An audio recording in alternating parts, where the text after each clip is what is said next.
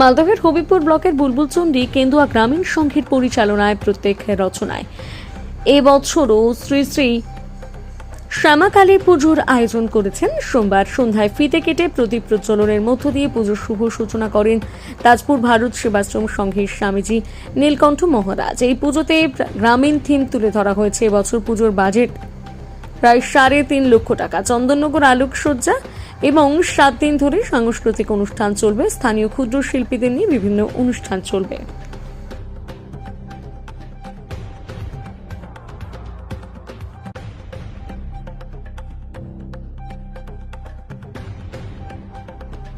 কেন্দুয়া গতিদল গ্রামীণ সংঘের পুজো আজ 43 বছর পদার্পণ করলো। প্রতিবার আমরা পুজো করি।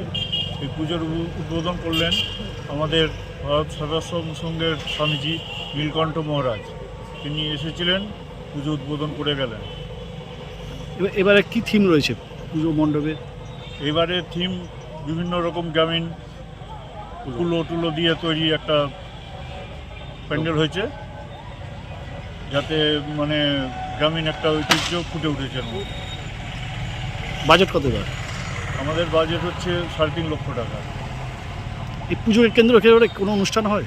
হ্যাঁ, এই 7 দিন ধরে আমাদের সাংস্কৃতিক অনুষ্ঠান, তারপরে তোমার বসে আঁকো অঙ্কন প্রতিযোগিতা সবই হয়, আবৃত্তি প্রতিযোগিতা সব কিছুই হয়।